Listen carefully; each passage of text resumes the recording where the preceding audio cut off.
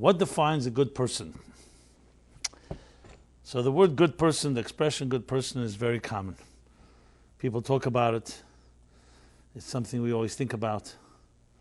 But like many things that are in our lips and our thoughts, we don't always necessarily examine it in depth. What does it really mean? Especially in our day and age of moral relativism, you have people who even I've seen books that will define that for the Nazis, they defined good what they thought was good, and for them it was good, except it was bad for others. So when you get to a situation like that, a moral dilemma like that, is there such a thing as objective good? And if it is, what defines it? And just to go a step further, is being a good person a noun or a verb? Is it a state of being, or is it based on action? Is a good person something like just that's who you are, a good person? Or is a good person based on someone who does good things? Is it a personality that's good or based on good actions? Is it something that we're born, or is it made, acquired or inherent? So the list goes on in questions like this. I'm going to address that from a deeper perspective. And of course, when you go into the question of goodness, you right away ask yourself, people, good and God, are they synonymous? Some people don't like God at all, but they like good. Some like God and they don't like good. I guess it goes both ways. And so there's a difference between, let's say, goodness, being a good person, and a spiritual person. What's the difference there? These are the topics we're going to address. Well, this is the topic we're going to address, but these are the details and the specifics. Interesting topic? Of course. Okay, good. That's why we're here. Right. All right. Just started, yeah. The truth is, this is also somewhat of a part two to last week's discussion, though it's a self-contained one, so even if you haven't heard it, it'll be fully understood. But if you go back to the archive and listen to last week's, it will definitely enhance this discussion. Last week we spoke about what is spirituality. What is spirituality? What is holiness? And obviously I'm not going to go over all that, but I will make reference to it. As I said, this is a self-contained discussion, so let's get to the issue of, first of all, let's talk about a little about moral relativism, okay? This is a debate that has raged throughout history, the definition of what are standards of a society, what's considered to be a humane and decent and civil society. Nobody has really ever figured out a formula, because what ends up happening, a society is made up of people, and people are made up of communities, and communities are made up of ideas, and ideas can be distorted, can be subjective. At the end of the day, if it's up to the people, people have different standards. For example, if you go back to the time of the Greeks, who are considered to be some of our forebearers of what we call modern civilization, so they actually had a very strong grievance against the Jews, because they felt that when a child was born unhealthy, mentally incapacitated, or emotional problems, or physically handicapped, to put the child out of its misery, and to put the parents and family and community out of the burden that they would have to carry, it was humane and kind and compassionate to kill that child after birth. And they would throw a child like that down from the top of a cliff. The Jews refused to comply with that. And the Jews were called actually savage and primitive for holding on to this, their beliefs, that life is sacred, that independent of whether the child is a healthy child or not such a healthy child physically. Today, obviously anyone hearing this would be horrified, because society, at least most societies that we know, Western world, and probably also in the Eastern world, would consider that to be not just unacceptable, but be a crime. We're going to discuss abortion now. It's another debate. But this for sure, after the child is born. because considered, if you start tampering with what defines a healthy child, what happens if people say, if someone's a little ADHD or has not or dyslexic, maybe they too are not really up to par. I don't even want to mention, but just to go use the logic of it, and look at actually what the Nazis did. They felt, in their own distorted version, and definitely there were some fools that actually bought into it, that some people are actually inferior. And look how they did treat the mentally retarded, and what they did in those hospitals, how they treated them, not just killed them, they dehumanized them.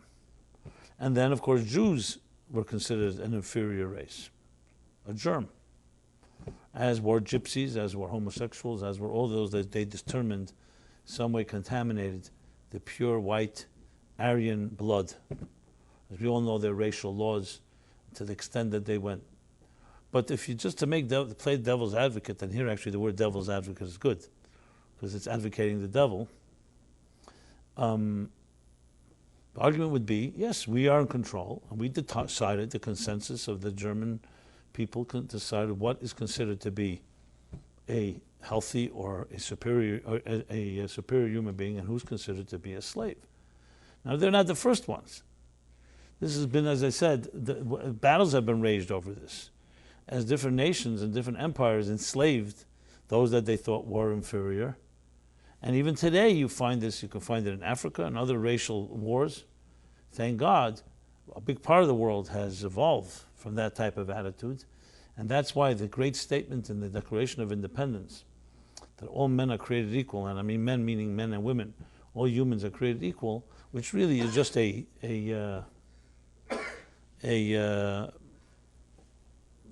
the word I want to use? Takeoff of the biblical statement that all people are created in the divine image, reigns so supreme. Why is it so valuable?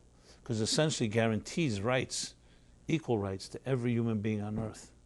And until it was not documented in the Declaration of Independence, though there were philosophers and thinkers who alluded to it or some wrote about it, but institutionalization of this principle is only close to less than 300 years old, which really is like nothing in history. 300 years old. Can you imagine? That all of history until 300 years ago was not ruled by this doctrine. What doctrine was it ruled by? There were monarchs, there were despots, there were church leaders, whoever it was, and they were closer to God, God's chosen. And everybody else did not have any such equal rights. It is only the Jewish people, which is documented in the Torah, in the Bible, as I said, by virtue of the fact that God created every human being in the divine image, that gives us an absolute birthright. It has nothing to do with your behavior, has nothing to do with your capacities, has nothing to do with how you're born, not born, if you have a wound, an injury, in any part of your body, in any part of your psyche, you're still created in the divine image. There's no exception. Nowhere does it say that there's a human being on earth that is not created in the divine image. And I'm talking about 7 billion people on our planet right now, and whatever number was throughout history. It's a very dramatic statement, and most people don't even really pay attention to it. But really, this is the basis, as I said, of a secular institutionalized government called the United States. It's not based on this that the United States suddenly developed a religion. As a matter of fact, separation of church and state, this was not the basis of religion. It was the basis of basic rights, which includes, of course, by extension, the inalienable rights of freedom of speech and freedom of expression and freedom of press and freedom of religion, which means it guarantees a person the right to even choose to not be a believer in this right. How do you like that? Because if someone chooses to be an atheist, chooses to say, no, we're not created equal, you have the right to believe that, but you can't run the country based on that. This country gives you that right. I always wondered if atheists would give the right to believers as much as believers gave the right to atheists. Would they also write everyone is equal? So the founding fathers were very wise in that statement, and they specifically used the word created.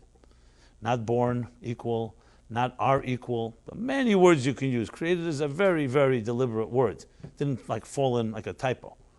And then again, endowed by the Creator, inalienable rights. The reason is very simple. I don't think I've seen it somewhere, but I think it's quite obvious. Take out the Creator, then just as humans give people rights, we could take away their rights. By attributing it to the Creator, it becomes, what's the word? Invaluable, you can't dissolve it. What's the word for that? Insoluble? Indissolvable? I don't know. Looking for a legal word, whatever it may be. Huh? Irrevocable? Inextricable? There's a word, but the idea is clear.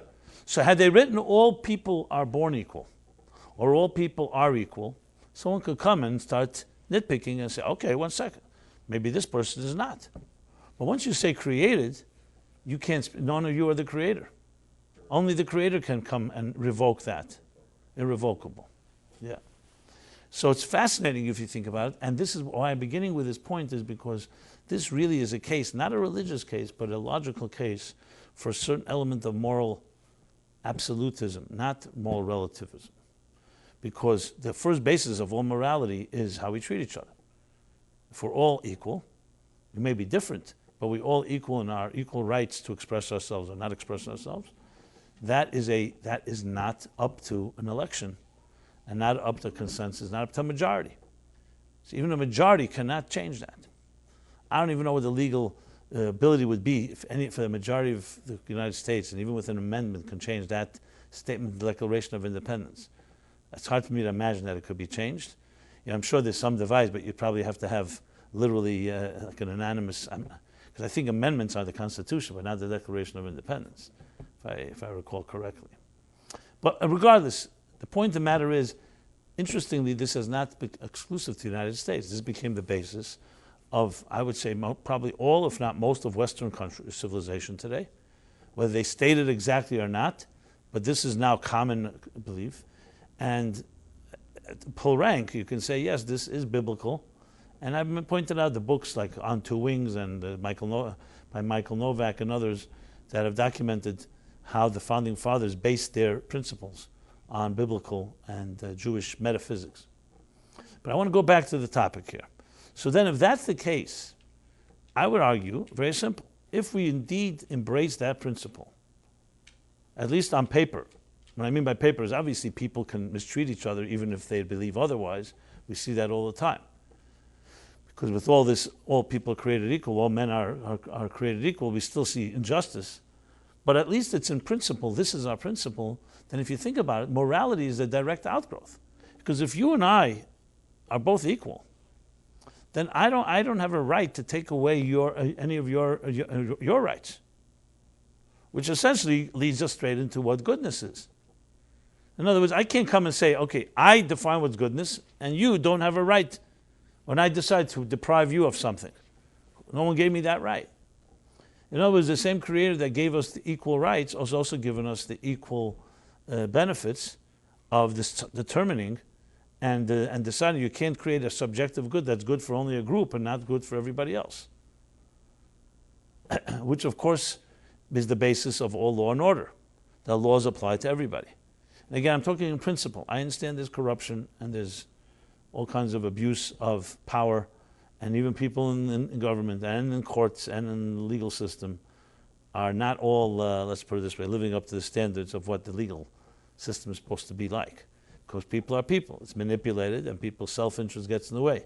But the point is, in principle, however, which means you could sue someone if they abuse your rights. It doesn't matter whether all their excuses, because there are these basic rights, and I would call them also the rights, would also be the good that we deserve, and beginning with the fact that every person, as the Declaration of Independence continues, I remember the exact expression, the pursuit of happiness and liberty, and essentially bring up a family as you see fit, without anyone getting in the way. This is common goodness, and this is absolute. Now, obviously, people can be misled, and they can bring up themselves and families in bad ways. That's why there's law and order that will prosecute. You could prosecute someone for abusing another person or hurting another person. So you have rights, but it doesn't mean you have a right to hurt someone. That's not part of the right. The right is for your own behavior.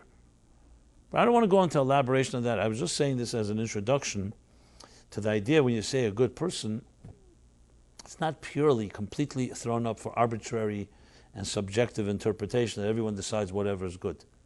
No, there are certain things. Good has to be good not just for you, but for everyone around you. You can't make a claim, it's good for me, and everyone else can get hurt in the process.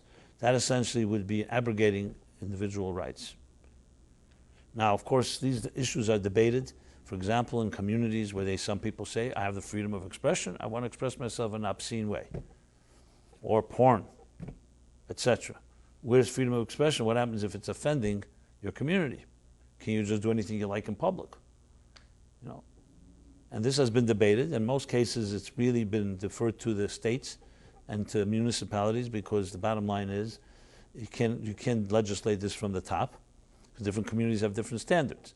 So obviously we understand that standards are different, but at the end of the day, there are parameters, and there are certain lines that are not crossed.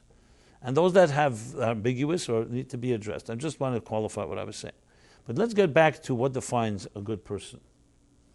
So let's go now to the bigger question I had before, the idea of what is goodness.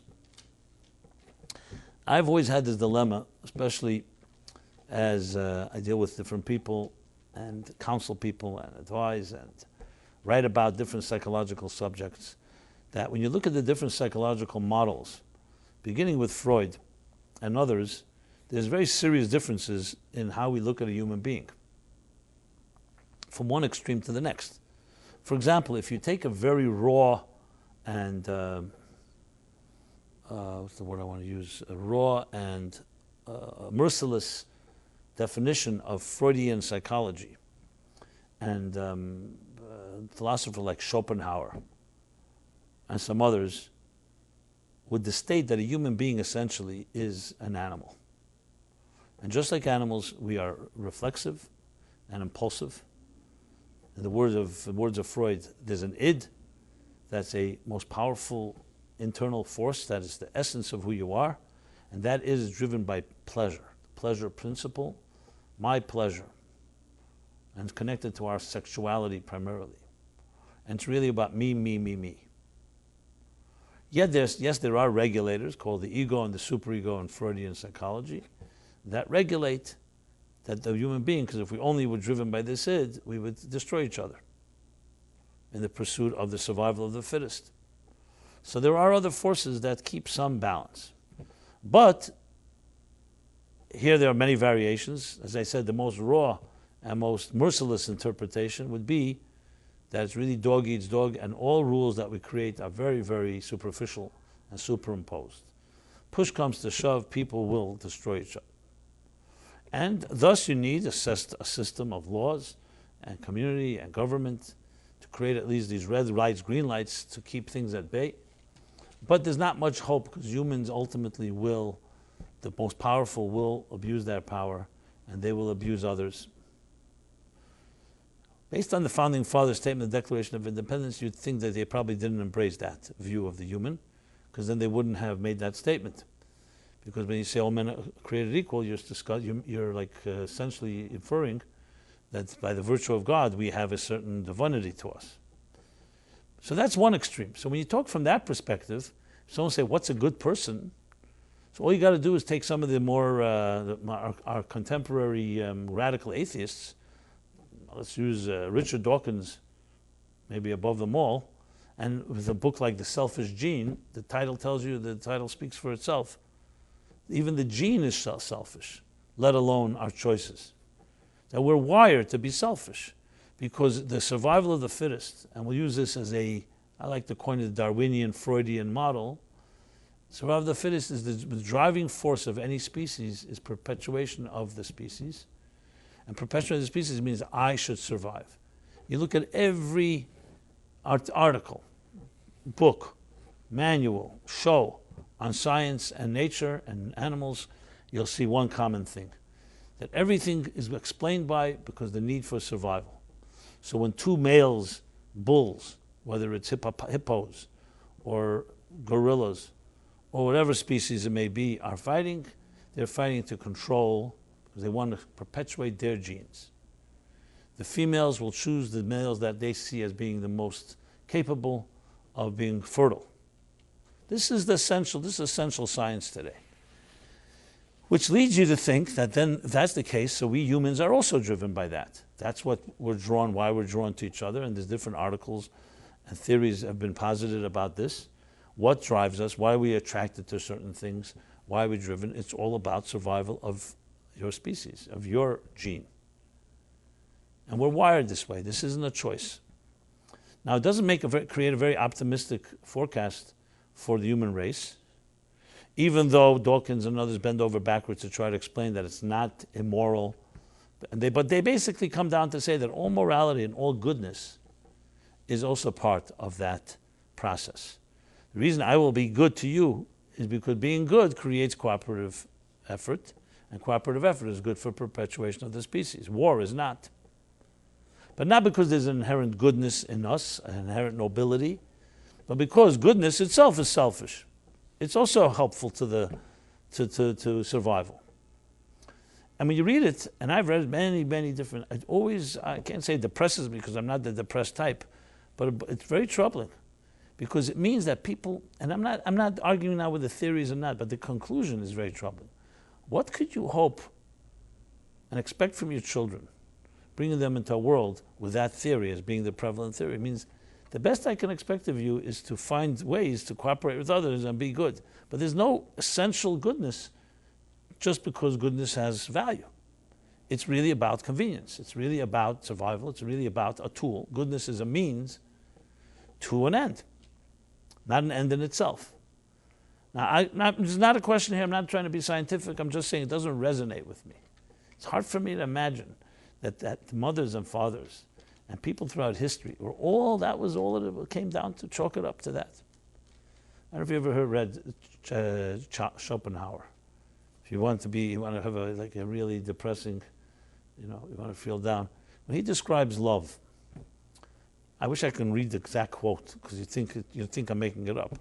He describes love, human love, the love of two people to each other. Very pure love, not without any agendas. He says pure love is essentially a myth. It's a total myth. Bacteria don't love each other. Bacteria need to breed and perpetuate themselves. The same thing with all creatures. This whole love is just some fabrication of the human mind that evolved too quickly to try to make it sound romantic and soft and sweet. And therefore we have courtship, and we have dating, and we go to museums, and we have movies and all that. It's only a trick of nature to simply get two people to breed. And since humans have evolved, their minds have evolved, they can't handle, that it's just like two animals just meet and copulate. So they created this whole elaborate courtship process. So in animal kingdom, you'll find a little of it. You'll see peacocks, you'll see different jockeying for position and showing off, but it doesn't last very long. Here, it's a whole complicated thing. And now we, of course, also have the world of therapy that was born out of this. So essentially, if you just cut out this evolutionary quirk, we wouldn't have all the misery connected to relationships. Because all it comes down to, it's not about love, it's about perpetuating the species. I'm paraphrasing, and I elaborate a bit more than he spoke about, because he didn't speak about therapy. But really, this is his description. It's really, because he's talking about the raw interpretation. So we go with that approach. What is a good person? The question is almost meaningless. There is no such thing as a good person. You could ask, who is the dominant person that's going to perpetuate their genes? If that's called good, that's good, fine. So if you really think about it, and I'm not, again, trying to equate it, but Nazi philosophy is not very far off from this. Now, I understand, I'm not suggesting Dawkins or Schopenhauer, all these guys would, or Freud would say, next thing is ethnic cleansing, and let's destroy anything that's in our path. But let's just take the logic. If you go with the logic, the Aryan race, the blue-eyed, blonde, tall Aryan model, is the perfect model of the human being in their mind, and everything else is a mutation. And mutations are not good for the species. This is so survival of the best. Let's have the best and the strongest. If you look at how Hitler describes the Jews, weak, ugly, bent over, what do they call hunched. The using all the cartoons he saw in Vienna. Thank you. This is a participatory class, interactive. and all the stereotypes that they created. You don't see Jews in sports, etc., etc. He had to dismiss what was his name, Owens, Jesse Owens, when he won those sprints in the Munich Olympics, as being that they're complete animals. That's why they run so well. But animals can't compete in Olympics of human beings. So that was the other extreme. He was too good, which means he must be an animal. He's actually said that. So I'm not saying this not because I believe it in any way. So when you say good person, but then if you go to the other extreme, and psychologies that are driven far more by, even Jung, about the soul and the spirit, especially Logos, you have Man's Search of Meaning, Viktor Frankl, where meaning is the most important thing. Not pleasure, not self-preservation, not sex, meaning. And definitely when you go to Torah and Jewish psychology, what's driving the human being is the soul, the divine soul. How different is that? It's so extremely different. I'm specifically making a point of it because we live in a society where you really have these two extremes. And they're not really so reconcilable. Even though, frankly, there are, and I'll point that out in a moment. And it always reminds me of the joke, Lucy comes home from school. She's studying biology, the origin of our species, so she asks her mother, where do we come from? And her mother's face is beaming and says, let me share with you, we had a grandmother who came from Czechoslovakia, a grandfather from Poland. And we go back a few generations back, we had a great-grandfather who wrote a very important work in Jewish law. And the farther back we go, the better it gets. The great sages in the time of the Talmud and in the time of the temples, King David, King Solomon, Moses, the prophets. Before that, Abraham, Isaac, Jacob, Sarah, Rivka, Rachel, Leah. Finally, Adam and Eve in the Garden of Eden. Beautiful.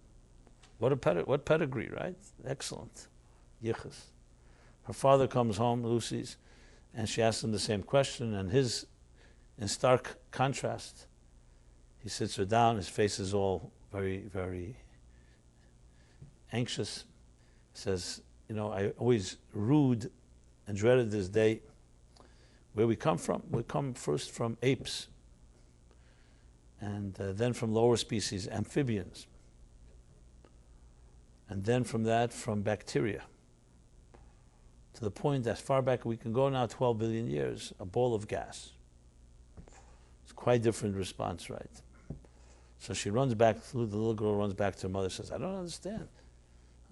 I'm all confused here. You told me one answer, Dad told me a completely different answer. And her mother smiled and said, we both told you the truth. Your father told you about his side of the family, and I told you about my side of the family. I love this story. There you have the reconciliation between creationism and evolution. But in every joke there's something, because that's actually what the Torah says. We do have a choice. Because we do have two voices in us. The Tanya, the classic work of the Rabbi Shneur Zalman, is based on this, the two battles, the battle of the two souls. Divine soul and the animal soul. Literally those words, divine and animal. Make them nefesh lekis in Hebrew, nefesh abamis, behema, animal. In the words of the Bible, in the beginning we're created in the divine image, clearly divine, clearly a divine soul. The next chapter, there's an expression, ki yetzu leva adam ra min urav, that the inclination of a person is evil or selfish from birth. So how do you explain that? That's where we have the word yetzer hara, yetzer tov. The right side, the left side, the side that inclines toward good, the side that inclines toward evil. Here I would say selfishness maybe is the better word. The other is selfless. And we do have a choice. Here again, I look back to the Declaration of Independence, as if you say God, all men are created equal, gives the atheist the right to be an atheist. But I don't know if the atheist would give the right to someone to be a believer. The same thing with the Torah. The divine soul does not negate that you may have that you have an animal soul and you can choose that. But the philosophy, the psychology of Freud and Schopenhauer and others that I quoted, by the way, Schopenhauer I think was before Freud, so it's not like he quotes Freud, but I'm just bringing them together. They do not give the right that there's a divine. They only know there's an id. That's why I have a topic I often talk about called, who are you, id or yid? You know, the id is ID. So Freud had it right. And he had a nice Jewish mother, so I'm sure that shaped a lot of his thinking, like all our mothers do. So he was right. There is an unconscious or subconscious force within us that defines our conscious behavior. But he didn't dig deep enough. Had he gone to yeshiva, he would have learned that beneath that there's a yid, there's a pintala, there's a yud, the spark, the pintala yid is like a spark of the divine, which is even deeper than the id. And that is the other voice. So we have two voices. And that gives a whole different take on the human being. That means, no, we're not trapped in our in animal. Yes, we could gravitate to that. We could succumb to it. And some people have. You know, you make the case, for example, look, people in dire circumstances, in an avalanche, they're dying from hunger, how they may turn to cannibalism. Decent, normal, decent people. There are studies of this. People under duress, tortured, even during the concentration, during the World War, during the concentration camps. People behaving in ways worse than animals. I'm not judging them, you know. Who knows what happens when you get hungry and you're dying from hunger. But I know, so you can make the big case. Listen, so clearly Freud is right. So look, people can put on a show when things are nice, living in a free world. Okay, no one's going to show their real ugly colors, their true colors. And we don't even know ourselves. But what happens if we were tested? What would you be like if you were in a situation like that? Sometimes good to wonder. Thank God we're not. So you can make a very strong case, the former case of what may define a human being, because we see under real serious circumstances, put someone in the real challenge, what happens. However, there's a counter case to that, because we know people, even in such circumstances, would not hurt another person. They would die before hurting someone else. And there were real acts of nobility, and people literally sacrificed their lives. And it was not survival of the fittest. It was not the selfish gene at work. So therefore, you have to say that there are two voices, and you have a choice. If everybody under those dire circumstances resort to becoming animals, okay. But it's not the case. We know it's not the case. We know stories, names, and people what kind of sacrifices. So you have to answer, you have to say that we have two. There's the id and there's the yid. There's the animal soul and there's the divine soul.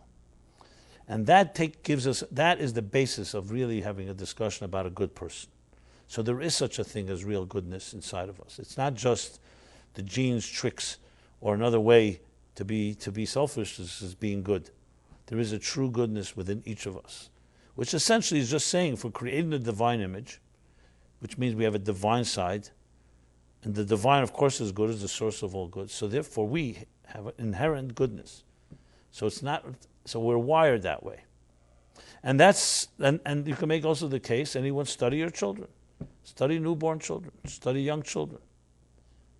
I would like someone to show me that someone's born bad, selfish. Selfish tendencies. We all have selfish tendencies. But you're not going to find one child is born that's completely... I'm not talking about without considering parental influences. Obviously, environment has a big impact. You grow up in a home that's selfish, most likely you're going to also be selfish. But you look at children on their own, as much as you can isolate them from their environment, there's inherent goodness there. Can they be selfish? Yes, I said there's another voice. Of course they can be. And they can be very cruel too. But they can be extremely beautiful and kind. And it's not purely about their own survival. Now, I'm not getting into a scientific debate whether I can prove this 100%. Of course, you want to start nitpicking. You could say maybe that goodness is also for their selfish reasons. Look, at the end of the day, we have to make a choice what resonates. To me, it resonates that we have two voices, and we choose. The people who say they don't have a choice and they have no choice but to act like an animal and be cruel to another, they feel that's a more comfortable way of living. Like, you know, with Lucy, her father wants to talk about her father's side of the family. Fine, that's the choice you want to make. You live for it. I would like to believe for myself and for everyone I meet to have higher expectations. And that too, why? I've thought about it many times. Why do I have higher expectations? Why not have lower expectations? Because there's something inside of us that wants to believe in another person. We may be disappointed. We may be hurt. We may be naive. But we still, who does not want to believe in a person, especially you care about that person, your children, your spouse, your people you love? Again, unless proven otherwise, most of us, even when proven otherwise, we still gravitate. We'd like to have a hero. We'd like to believe somebody that you're going to act nobly. You're going to rise to the occasion. You're not just going to succumb to that animal side. That's what resonates in my heart. I don't hear any protests, so I guess it resonates for you too. Now's the time to protest that. Anyway.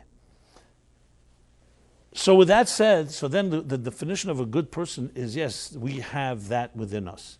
Do we have the capacity to be selfish? Yes, I want to reiterate, absolutely. I mean, you don't need proof for it. You see it every day. But let's not forget that we have the first as well. And I would argue, it's not my argument, this is what the Kabbalistic and the mystics and the Hasidic masters argue, that the good is stronger than the evil. So of course you could ask the question, 1 second here. Fine, it's given, we'll say that people have a good side to them. But if you look at statistics, it looks more that the bad usually dominates over the good. Corruption usually trumps, I didn't mean to use that word, by the way. Every word you use today can be used against you, you know. But that corruption or other negative things trump the good side. And you see the wicked prosper, and the innocent and the good suffer. So it really deserves its own discussion. We've talked about, that. But the way the Kabbalists and Jewish thought and Jewish mystics explain it is essentially that's the world in which God created, concealed his presence, and allows for that darkness to dominate, created an agnostic universe because he gave us a real challenge. But that still doesn't mean goodness is not deeper and more powerful. Because at the end of the day, goodness lasts forever, and selfishness cannot, period. Because selfishness by definition means it's me and me alone. So I may benefit for a while, but how long can that last? You can't bequeath selfishness to the next generation. I've never seen a will that says, I leave over my selfishness to my children. 50% to my son and 50% to my daughter. They can do that when somebody out. True. And they can do it also by the influences of their lives. But I mean, my point that I'm trying to say is that it does not live on. And goodness lives on. We would not be here, the Jewish people as a people, if goodness did not live on, because we had grandparents and great-grandparents. But then go back to the thing of what you say, that when you see statistically of people doing heinous crimes or bad things, it's because something was done to them from their parents. And that gets carried on too. No, there's a vicious cycle, but I was going to qualify. Look, for example, 70 years ago, the Germans, the Nazis, dominated and terrorized Europe and the world. And if we were there then, you know where we'd all be. Today, their grandchildren do not want anyone to know who their grandparents are. And we, who are so-called the victims, are very proud of our grandparents, even though they have no burial plot because they were cremated and their ashes, no one even knows where they are. So that would be an example. So evil by definition does not perpetuate. Now, obviously the impact, unless you stop the bleeding, as you just mentioned, usually someone who's abused will abuse others. But that doesn't have to be the case. That's simply because it's your wiring is tampered with. You usually do things that were done to you. I can't say usually, but definitely often. However, I don't think that's a case to be made that because it has eternal power. I would just make the case because, unfortunately, dysfunctionality breeds dysfunctionality, and pollutants breed toxins breed toxins. But I don't think it's something that, I don't have the right words, but I wouldn't equate the two. Am I making sense? And the bottom line is, from the point of view of using a Torah term, that like darkness can be vanquished. Light vanquishes darkness naturally and automatically. And darkness does not vanquish light. For example, when you talk about fire and water, they're equal adversaries. Enough water can extinguish great fires, and enough fire can evaporate great bodies of water. When it comes to light and dark, which is what's used as to equate good and evil, a little light dispels a lot of darkness. So if you have a very dark room, obviously a little light's not going to make it all bright, but the area where the light comes in doesn't have any battle. There's no battle. It's not like fire and water that battle with each other. So I'll explain that goodness and evil is the same thing. That even though temporarily you could have evil forces, selfish forces dominating, as we've seen throughout history, and as I mentioned, but in the long term, the good will always prevail, because goodness is not driven by power and not driven by the moment. It's driven by some type of eternal strength. And you see it in history. No nation and empire has lasted. They all end up dying the same way they were born, through arrogance, through their power. Because at the end of the day, and this leads me to what leading to the point of goodness I was saying before, the goodness is wired, that goodness is part of the divine image in which we created, and that's what makes it eternal. So, in a sense, you could put it this way.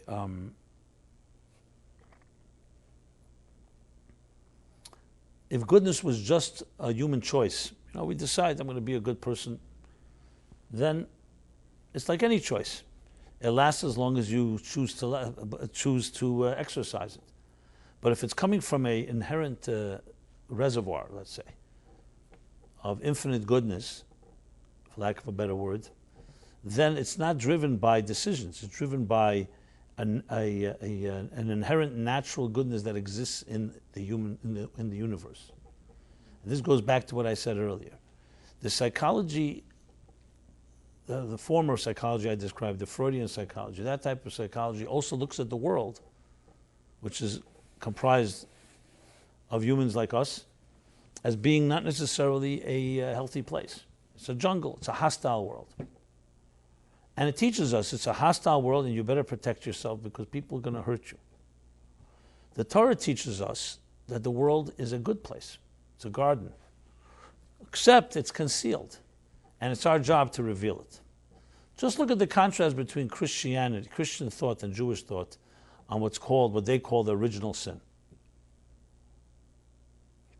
Now, once Adam and Eve ate from the tree of knowledge, sin entered into this world, the devil, and now goodness is no longer in control.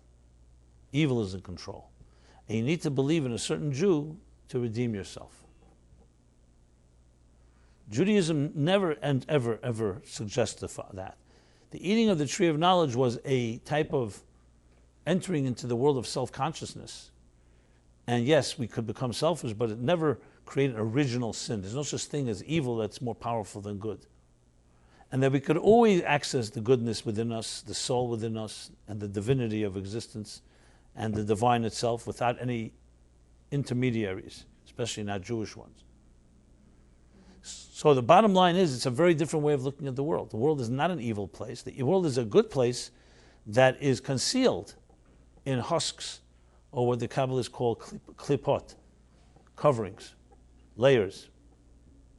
So when you look at a human being, you can look at a human being two different ways. Let's talk about a criminal. Someone who's really done something bad, a criminal. Has done wrong, transgressed, has hurt people. And we all agree that person belongs in the prison or needs to be disciplined. That's not the argument. The argument is, what kind of person is this person? Is it a person that has become bad and was once good? Or is it a person that is always good but has done bad things, and those bad things need to be dealt with? It's a very different way of looking at a person. Look at our own children. Let's say our children do something really wrong, even if they need discipline. Is it a good child that's done something wrong, or is it a good child that's now gone bad, and that bad apple comes a rotten? So you can imagine the answer. In Judaism, we say every morning in the prayer, the soul that you've given me is pure. But there are many layers. You can have a healthy heart, but you can have infected arteries. You can have a healthy heart, you could have blocked arteries. expression in the book of Song of Songs, I believe. Ani yeshena v'li be'er. I'm asleep, but my heart is awake. So you could be asleep on a conscious level, meaning darkened by the mistakes we've made or the deliberate mistakes. But still your heart is awake. So it's a fundamental belief that a human being is essentially good. However, that does not mean good is controlling that person's life. So really, the challenge is, if you put it in a formula, is how do we reveal that inherent goodness in good actions? So this leads me to the question I asked earlier about, is goodness based on a state of being, a noun or a verb? Is goodness that you have a personality, a good personality, or a good person? Or is it based on someone who does good deeds? Now, just for crystallized purposes, this would mean, hypothetically, you could have a person who has a good personality, but they're not behaving in a good way. You could have a person who may have a bad personality, but they behave in a good way. So which one is it? Now, obviously, we'd like to have both. So this leads me back to a class I gave many years ago in this room here. Not in this room, but in this Wednesday night venue. A different space. Same characters, different location. Not all the same characters, but... And I was talking about the difference between being a good person and doing good things. That's saying that a good person is 24/7 good. Even when they're asleep, they're good.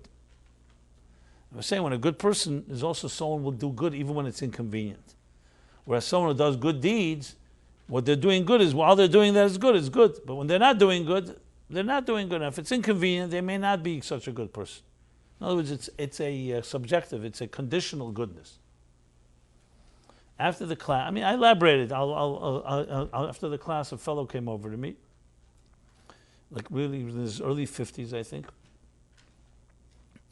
like with tears in his eyes. He said to me, "You answered a question tonight that for years has been plaguing me." He says, "I grew up in a home. My father was a very big and well-known philanthropist. And I remember from my youngest age, Tuesday nights, the doors were open in our house. Anyone and everyone could come. And they would not leave empty-handed. Either my father would help them find a job, make a connection, give them money, something. No one would leave empty. And it was a tremendous impact. My father's doing that. Not everyone does that. But that was one side of him. But there was another side to him that wasn't so nice. He could be very cruel to my mother, to us. And if you came on Wednesday night when he had his poker game, nobody was allowed in. No matter who was crying, no matter what, if someone was saying they were dying, he wouldn't open the door. So it always bothered me because as a child, you're confused. On one hand, he was such a good person. And I've absolutely, marveled and was like admired his goodness. On the other hand, he could be very cruel and very very unkind. He says, "Did you answer the question?" My father was a man that did good things. He wasn't necessarily a good person. And again, he qualifies. He says, "I'm not taking away anything the people he helped. He's tremendous, but it was on his terms. Maybe it was because his father did it on Tuesdays as well. It was his custom, his habit. But it was only when it was convenient for him. It wasn't when it was not convenient. Because if it was, then even Wednesday, somebody's crying at your door, or Thursday. Again, this doesn't take away from a person's good deeds. But being a good person really means that you're good through and through. No matter what will come your way, even if it hasn't been tested yet, you will do good. Those are people we really trust. There are people who can be very kind. You find employers, businessmen, businesswomen, and then you suddenly see them turn on you. People talk about this all the time. It's not because they suddenly is a Jekyll and Hyde thing. It's because they no longer need you. So they have a good side to them, and they were good and kind. But goodness, a real good person, there's no such thing. Wherever you scratch it, no matter what will happen, the person will be a kind person. Now, this doesn't mean some people are taken advantage of who are like that, and some people maybe go overboard and spoil people in their kindness. That's another discussion. But that's what it comes down to. But you see, it's interesting in Jewish psychological thought, it's not just about being a good person at heart, it's also about acting on it. So in this interesting way, from a Torah point of view, you could even argue a person who does good deeds, even if they're not such a good personality, carries a lot more weight than someone who's a good personality is never doing good deeds. Though I just made the case for the good person, but it's not a contradiction if you think about it. Because look at it like this way. We all have within our hearts and souls a tremendous amount of goodness that we're completely unaware of. Imagine, I'm just giving an example, natural oil that's deep down in the ground. But that's deep down in the ground. Who does it benefit? When you mine the oil, when you drill for the oil, not mine, what do you say, excavate, you draw it out, then there's benefit. So in truth is, it really depends what you're talking about. If you're talking about what we're capable of doing, creating the divine image, you're capable of unbelievable amount of goodness. But then there's the actual expression of it. I mean, we can use this across the board. Someone will say, what is your potential like? And what is your actual like? How much of your mind do you use? We know we don't use a lot of our mind, much of our mind. So in Hasidic terminology, in Tanya again, he says, he distinguishes between faculties and garments, what he calls. So you may be a brilliant person with brilliant ideas, but for whatever reason, you're not good at expressing it. I remember in school, we were kids. Usually shy kids were looked at as stupid because they never spoke up. I remember one kid in the class, I became very friendly with him, and he was brilliant. He was probably the smartest guy in the class, but he was so shy, he would never speak. So for someone who's not an untrained eye thinks, okay, he must be stupid. There's nothing to say. So how would we express it in Hasidic psychological terms? You'd say his faculties were very strong, but his garments were very weak, meaning the capacity to articulate a sentence, which is a particular skill, was weak. But that doesn't mean he didn't have tremendous resources. So think of it like this. Think of it like a well or an oil well or a water well for that matter. A well that has tremendous amount of water and excellent quality water, but you don't have pails to retrieve the water. So someone who has a pail and may have a weaker well, it'll be expressed more. And ultimately, real education and real training and growth, I would say, is essentially the formula, the ratio of lowering the difference between potential and actual. So if let's say potential is 100 and actual is 1, that would be a person who has a lot of strength, but it's like buried within.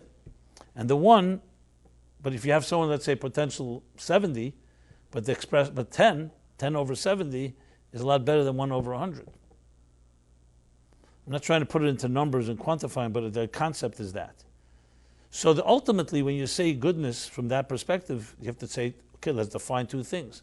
There's the good person within us. That's how we're wired. And then there's how much of it is being actualized.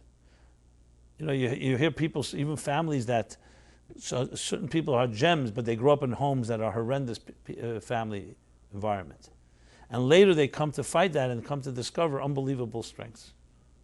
Or vice versa. So the plot does thicken, it gets more complicated. So the answer is a good person is a combination. Essentially a good person is what defines your personality, that no matter what, you will be good, you will act good.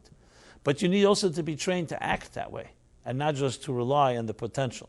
There was a chassid of the Alter Rebbe, Rabbi Shneur Zalman, who once came, and the Alter Rebbe said to him, you have so much, you're unbelievable, you could become the greatest scholar. Why don't you apply yourself? He says, Rebbe, you know I'm able to do it. I'm able to become a scholar. Why do I have to do it? He said to him, a thief is not someone who could steal, it's someone who does steal. And a scholar is not someone who could be a scholar, but someone who is a scholar. So interesting in Jewish thought, often the question is asked, I've been asked this question, is it behavioral? Is it more behavioral psychology in Judaism, for example, do mitzvahs?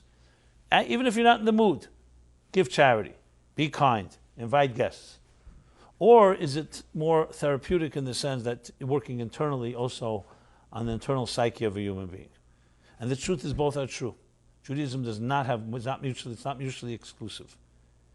Behavioral is more what you do on the outer level. You got to dig, and you have to train, your outer faculties. And as I said, the garments. to be able to express themselves in a nice way.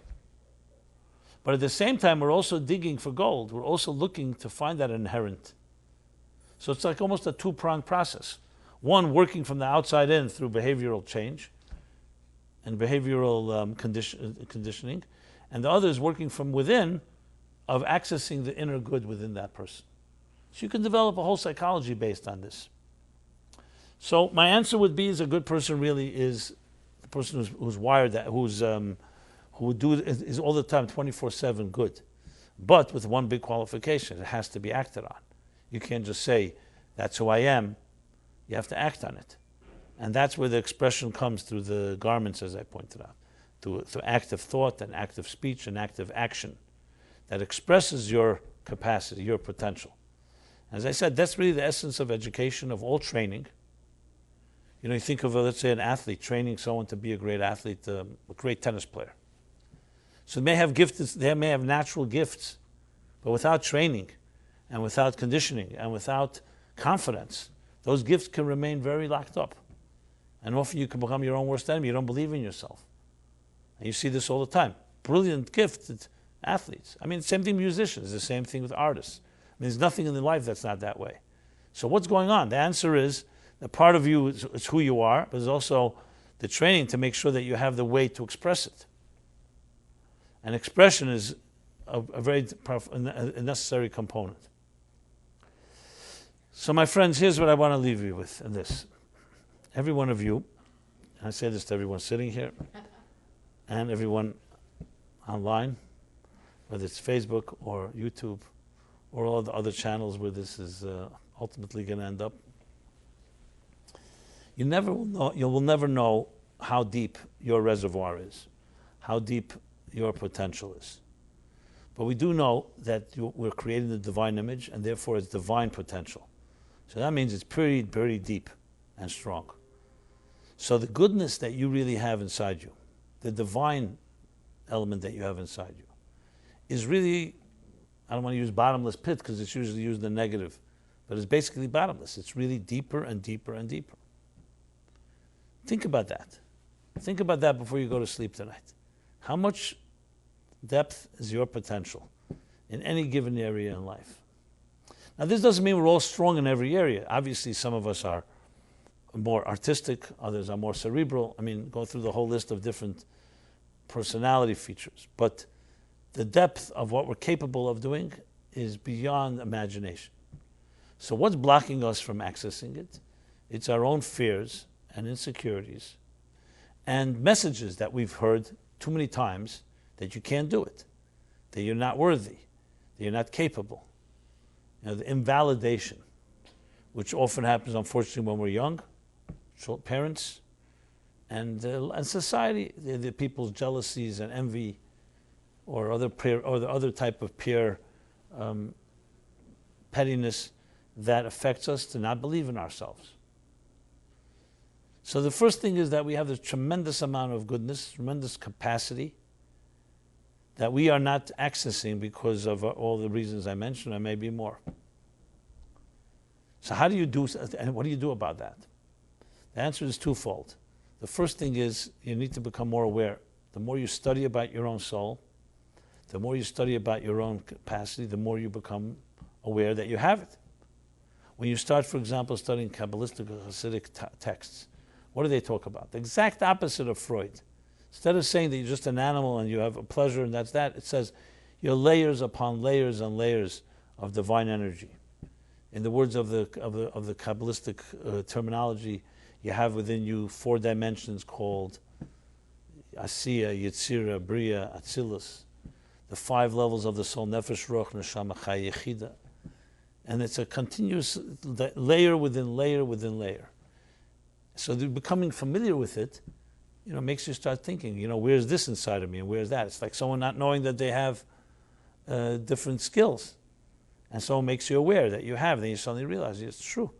I could do this, I could do that. And we learn this often in life through trial and error. The second thing is working on the tools, what I called the garments before, the expression of it. And that's where the behavioral comes in. Yes, there is something to be said that every day you give a little money to charity, and that you have guests and you welcome them, and you help people naturally, even if there's no benefit to you. A certain just kind behavior. God says, I'm compassionate, therefore you should be compassionate. I'm kind, you be kind.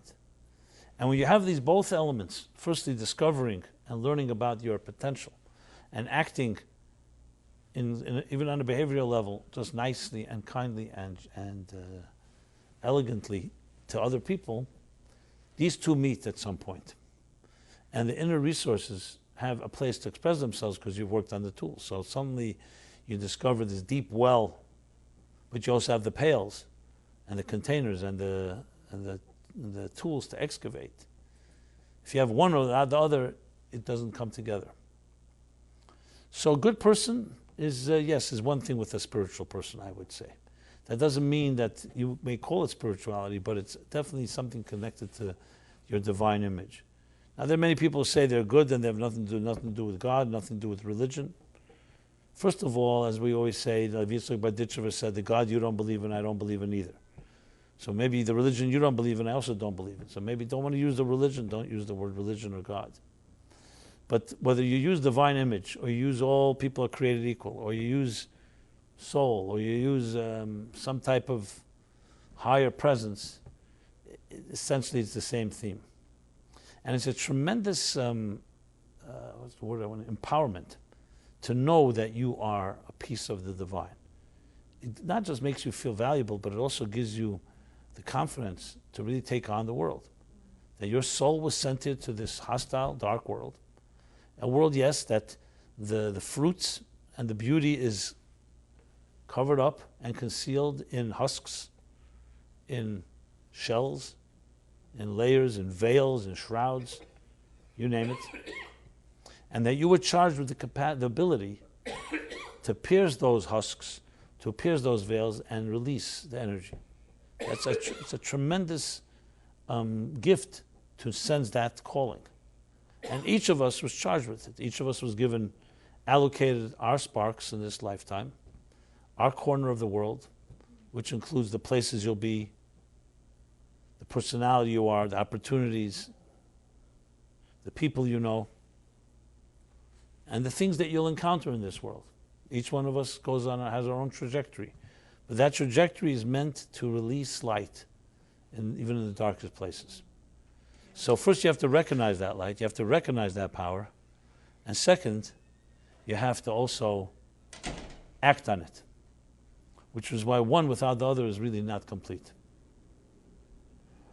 So, in summation, I would say that we will never know the potential greatness we have within us. But unfortunately, we have more messages of naysayers who tell us that we can't do things and we're not capable. So it would be good to surround yourself with people who believe in you. And it's usually people who believe in themselves believe in others. People who don't believe in themselves, it's very hard for them to believe in others.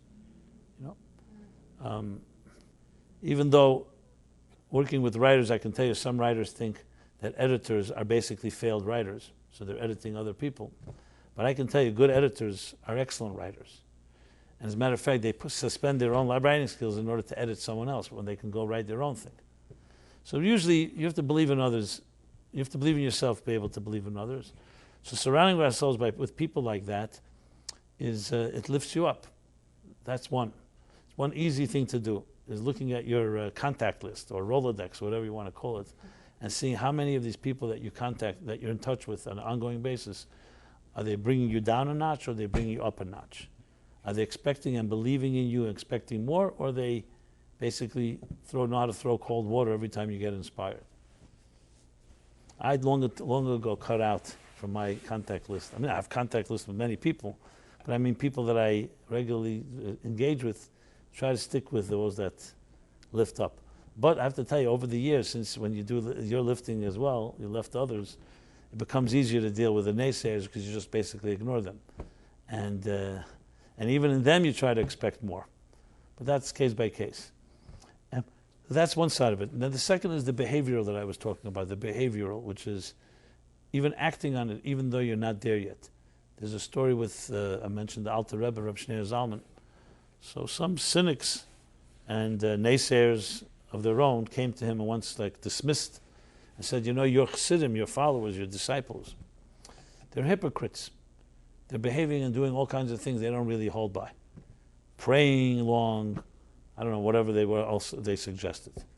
So the Alter Rebbe said in his classic way, he says, so may it be fulfilled in them the words of the Mishnah, and in a positive way even many times over. That was his cryptic response. Whether he explained it to them or they figured it out on their own or someone explained it to them, he was referring to a Mishnah that says that when a person who's wealthy makes believe that they're poor, like they masquerade like they're poor and make believe that they're poor, they'll end up being poor. So he was saying this should happen in these chassidim the other way around, in the positive. Beruba midateva. That since they're making believe to be better than they are, they'll actually become better than they are. So you could ask the question, what is that? Was that some type of trick? I mean, if you are, you are. If you're not, you're not. Because if you fundamentally believe that the human soul, the divine, is a divine part of the divine image, then there's no question that everybody has inherent goodness. Now, some of us are aware of it, and some are not. So even if you're not, at least behave that way, and then ultimately you'll become who you're really supposed to be.